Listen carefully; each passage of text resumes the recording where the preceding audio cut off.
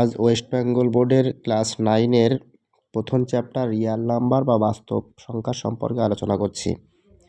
প্রথমেই আছে natural number বা স্বাভাবিক সংখ্যা। এগুলো কোন কোন নাম্বার যেগুলো আমরা গণনার কাজে ব্যবহার করি বা কাউন্টিং করি, যেমন 1, 2, 3, 4, 5, 6 এইগুলো। জিরো কি স্বাভাবিক সংখ্যা? না, জিরো স্বাভাবিক সংখ্যা নয়। জিরো হচ্ছে অখণ্ড সংখ্যা। স্বাভাবিক সংখ্যার সাথে যদি জিরো আমরা অ্যাড করে দিই, মানে 0, 1, 2, 3, 4, এগুলোকে আমরা বলি অখণ্ড সংখ্যা বা হোল নাম্বার। এগুলোকে ডাব্লু এই অক্ষর দ্বারা প্রকাশ করা হয়। আর ন্যাচারাল নাম্বার বা স্বাভাবিক সংখ্যাকে এন দ্বারা প্রকাশ করা হয়। এরপর আসছি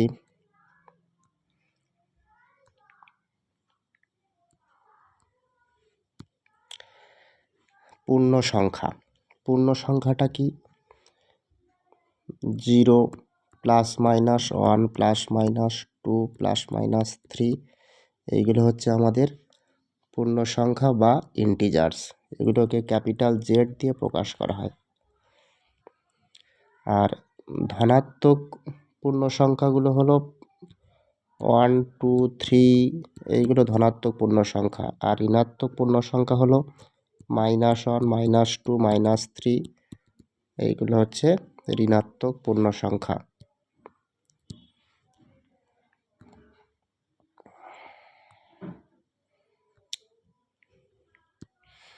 এরপর আসছি মূলদ সংখ্যা বা রেশনাল নাম্বার। এটাকে কিউ দ্বারা প্রকাশ করা হয়। এগুলো কেমন সংখ্যা? এগুলো হচ্ছে ভগ্নাংশ জাতীয় যে সংখ্যাগুলো, যেমন 1/2, 3-3/4, এইগুলো। অর্থাৎ যেসব সংখ্যাগুলোকে p/q আকারে প্রকাশ করা যাবে, অবশ্যই কিউটা নট ইকুয়াল টু 0 হবে, কেননা ভগ্নাংশের হর কখনো 0 হতে পারে না। আর 0 হলে সে সংখ্যা আনডিফাইন বা অসংজ্ঞাত বলা হয়। আর মূলদ সংখ্যার টোটাল একটা ফিগারের মাধ্যমে এখানে দেখানো হয়েছে। প্রথমে আছে এই বৃত্তর মধ্যে আছে স্বাভাবিক সংখ্যা বা ন্যাচারাল নাম্বার n, তারপর জিরোটাকে অ্যাড করে সেটাকে ট্রায়াঙ্গেল বা ত্রিভুজের মধ্যে রাখা হয়েছে, সেটা হচ্ছে আমাদের হোল নাম্বার ডাব্লু। তারপর আছে আয়তক্ষেত্রের মধ্যে, এগুলো হচ্ছে পূর্ণ সংখ্যা, 0 প্লাস মাইনাস 1 প্লাস মাইনাস 2, এইগুলো। তারপর টোটালের মধ্যে যেগুলো ভগ্নাংশ, সেগুলো অ্যাড করে টোটাল মূলদ সংখ্যাটাকে দেখানো হয়েছে। তাহলে এখানে বলছে সকল পূর্ণ সংখ্যাই মূলদ সংখ্যা, অর্থাৎ 2 তো হচ্ছে পূর্ণ সংখ্যা। তাহলে 2টাকে আমরা 2/1 এভাবে লিখতে পারি। আবার মাইনাস সংখ্যা যদি বলি, যেমন -3, এটাকেও -3/1 এই ফরম্যাটে লিখতে পারছি। তাহলে এগুলো সব মূলদ সংখ্যা। এরপরে আছে সমতুল্য মূলদ সংখ্যা বা ইকুইভ্যালেন্ট রেশনাল নাম্বার। এগুলো কি? এই যেমন এখানে দেওয়া হয়েছে 4/6, 6/9, 8/12, এইগুলো হচ্ছে 2/3 এর সমতুল্য মূলদ সংখ্যা। অর্থাৎ 4/6টাকে যদি আমরা ক্যান্সেল করি, 2 দিয়ে ক্যান্সেল করি, তাহলে 2/3 হচ্ছে। আবার 6/9কে যদি 3 দিয়ে ক্যান্সেল করি, তাহলে এটা হচ্ছে 2/3 হচ্ছে। অর্থাৎ যেসব ভগ্নাংশগুলো ক্যান্সেল করার পর একই নাম্বার আসবে, সেইগুলো হচ্ছে আমাদের সমতুল্য মূলদ সংখ্যা।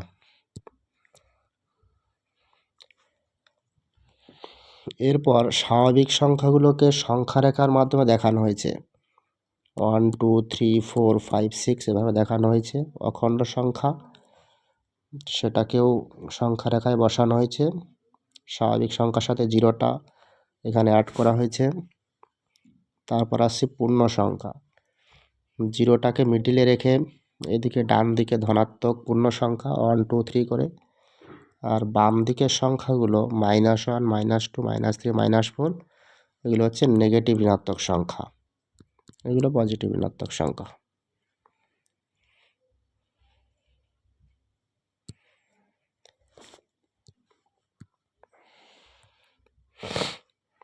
আচ্ছা, এরপরে আসছি হ্যাঁ, দুটি সংখ্যার মধ্যে আরও মূলদ সংখ্যা স্থাপন করতে হবে এখানে। যেমন আমি ধরি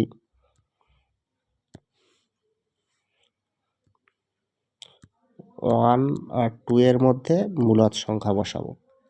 তাহলে কি করতে হবে, এই দুটো সংখ্যাকে যোগ করতে হবে, 1 + 2/2 করতে হবে। তো এটা = 3/2, তার মানে 1.5। তাহলে 1.5 হচ্ছে 1 আর 2 এর মধ্যে আছে। তাহলে এই একটা মূলদ সংখ্যা স্থাপন করলাম 1 আর 2 এর মধ্যে। এভাবে মূলদ সংখ্যা স্থাপন করতে হয়।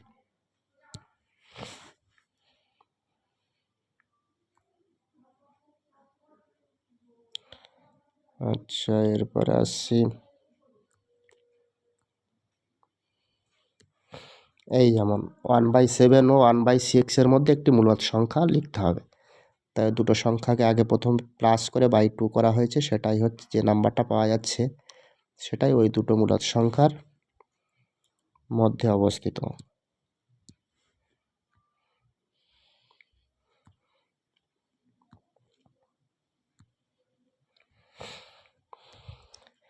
এরপর আছে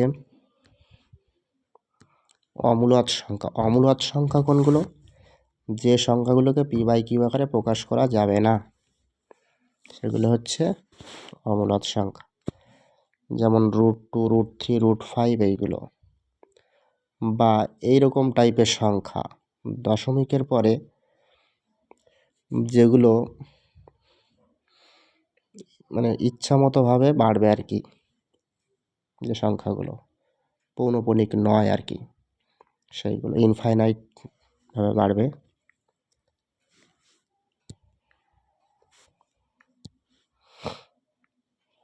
আর আছে এখানে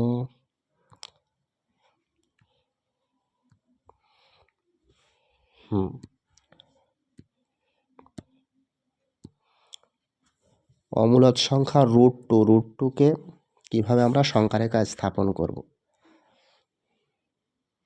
তার জন্য কি করতে হবে, সংখ্যা রেখায় 1 ইউনিট 0 to 1 নিলাম, আবার এখানে 1 ইউনিট দিয়ে পিথাগোরাসের উপপাদ্য কাজে লাগাতে হবে। অধিভুজ স্কোয়ার = লম্ব স্কোয়ার প্লাস ভূমি স্কোয়ার। সেখান থেকে √2 পেয়ে যাচ্ছি আমরা। সেই √2 এখানে √2 এটাকে ব্যাসার্ধ করে যেখানে এইভাবে টেনে সংখ্যা রেখায় যে পয়েন্টে পড়বে, এখানে P পয়েন্ট দেখানো হয়েছে, তো ওটাই হচ্ছে আমার 0 থেকে √2 এর ডিস্টেন্স।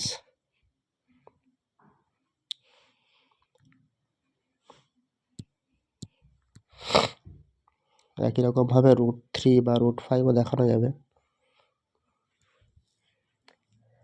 √3 ক্ষেত্রে আবার একটা 1 একক নিতে হবে আর একটা 2 একক নিতে হবে, নিয়ে সেটাকে আমাদের একটা 1 একক একটা √2 একক, তাহলে তার স্কোয়ারের সামে রুট করলে √3 একক পাওয়া যাবে, এবং সেটাকে বৃত্তচাপ নিয়ে ড্র করলে কিউ পয়েন্টটা পাওয়া গেছে এখানে। তাহলে 0 থেকে কিউ এর ডিস্টেন্সই হচ্ছে আমাদের √3 একক।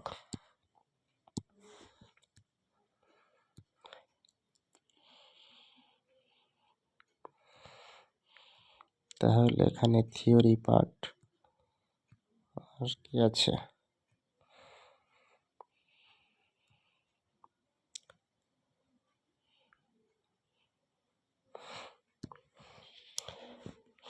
হ্যাঁ এখানে আছে ভগ্নাংশ 5/3, 7/6, 17/6, 16/7, এগুলোকে ডিভাইড করলে মিলছে না, তো এগুলোকে দশমিকে কনভার্ট করতে হবে। এবং একই নাম্বার, এই যে ক্ষেত্রে এসছে একই নাম্বার যদি বারবার রিপিট করে, সেগুলোকে পৌনঃপুনিক উপরে ডট দিয়ে প্রকাশ করা হয়।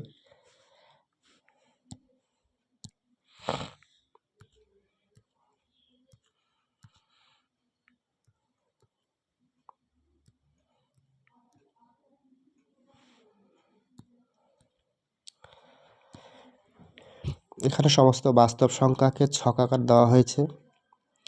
বাস্তব সংখ্যা দু রকমের, মূলদ সংখ্যা আর অমূলদ সংখ্যা, যেগুলো রুট জাতীয়। মূলদ সংখ্যা আবার পূর্ণ সংখ্যা, ভগ্নাংশ। আর পূর্ণ সংখ্যা স্বাভাবিক সংখ্যা, আবার শূন্য একটা আর একটা ধনাত্মক এক পূর্ণ সংখ্যা, ঋণাত্মক পূর্ণ সংখ্যা। আর ভগ্নাংশ প্রকৃত অপ্রকৃত ভগ্নাংশ। প্রকৃত ভগ্নাংশ উপরে ছোট নিচে বড়, আর অপ্রকৃত উপরে বড় নিচে ছোট সংখ্যা। এই যে এখানে বলা হয়েছে আবার দশমিক সংখ্যার ভাগ আছে এখানে। সসীম দশমিক, আবৃত দশমিক। আবৃতি মানে পৌনঃপুনিক, যেটা একই জিনিস বারবার রিপিট করবে। সসীমিক দশমিক মানে যেগুলো পয়েন্ট অফ একটা নির্দিষ্ট ফাইনাইট বা সসীম মানে বার গিয়ে তারপর স্টপ হয়ে যাবে আর কি, কন্টিনিউ ইনফাইনাইট চলতে থাকবে না। শুদ্ধ, মিশ্র। মিশ্র মানে মিক্স থাকবে।